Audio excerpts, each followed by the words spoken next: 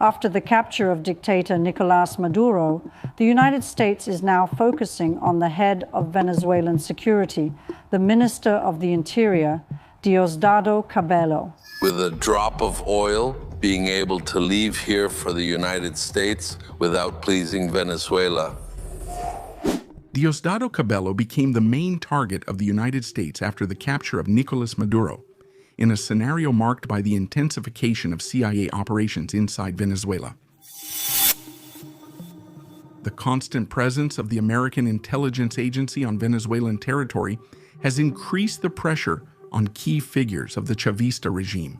And Diosdado Cabello, who until now was considered the second most powerful man in the country, sees his position becoming increasingly weakened. With a $1 million reward of $25 million for his capture, there is growing fear that insurgents from the regime might betray him and hand him over to American forces. In this video, we will detail and explain why new capture operations are about to take place in Venezuela. Welcome to life in the barracks.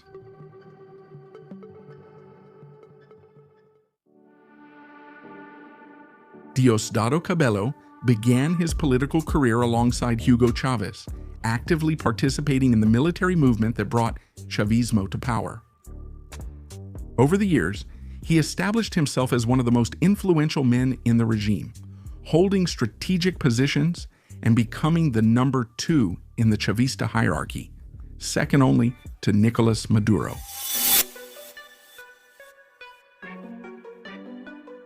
His rise was marked by absolute loyalty to the Bolivarian project and by his ability to control key sectors of the state, including the parliament and areas related to security.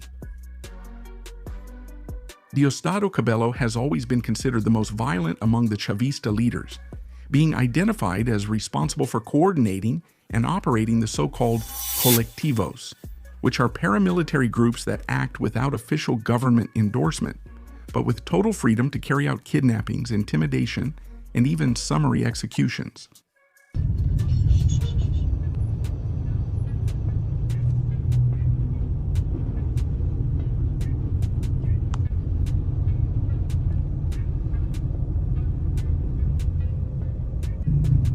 These are not military. Look.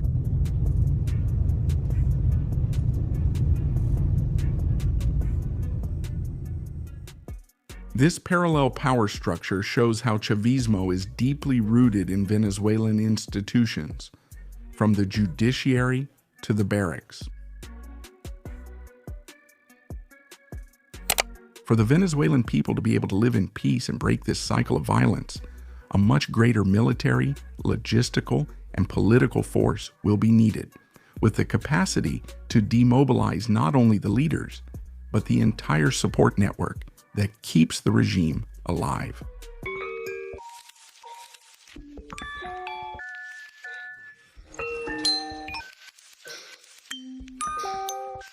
The Southern Command's encirclement of Venezuela reinforces this atmosphere of tension, with the arrest of sanctioned oil tankers and continuous monitoring of all vessels entering or leaving the country.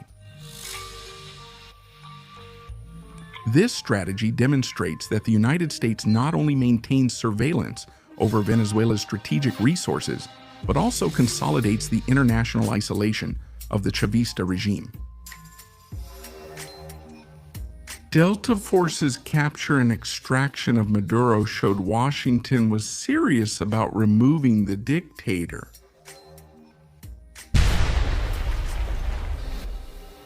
Days after Maduro's arrest, Diosdado Cabello tried to challenge the United States in public statements, seeking to show strength in front of his allies. However, after the White House announced that he would be the next target, the tone changed drastically. Today, Diosdado Cabello admits he fears for his life and safety, revealing the vulnerability of a regime that, despite decades of control, faces a coordinated and persistent offensive from American forces.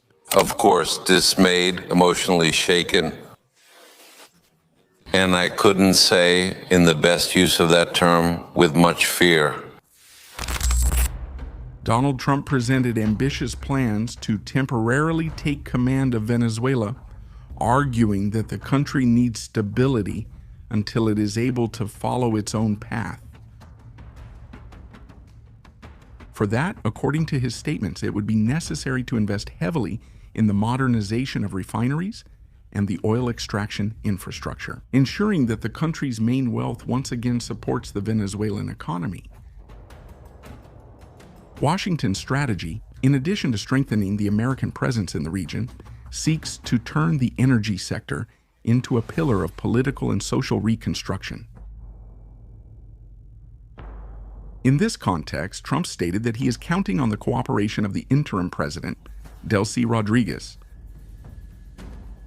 Although, at first, she showed herself to be outraged by the American intervention in the country.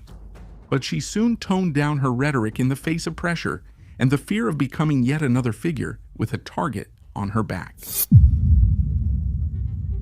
This change in attitude reveals both the internal fragility of the regime and the strength of the American offensive, which relies on strategic alliances to consolidate its influence over the future of Venezuela. Although the White House has removed Nicolás Maduro, Venezuela remains under the control of the Chavista regime, which plunged the country into a real witch hunt, aiming to identify who might have collaborated to reveal Maduro's location.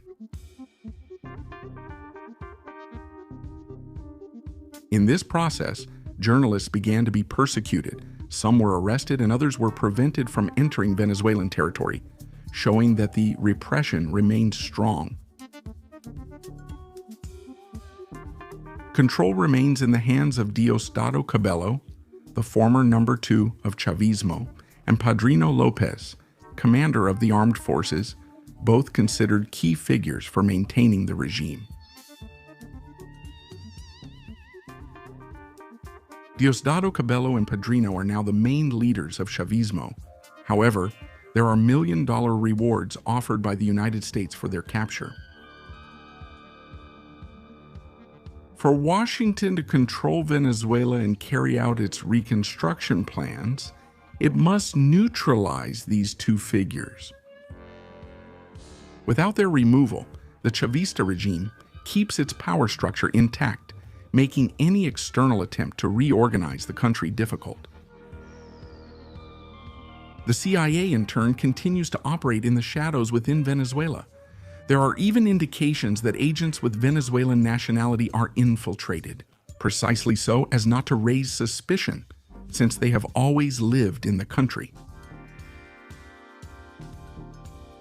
If you think the United States will launch a military attack on Diosdado, Diosdado, comment below on how you think it would happen.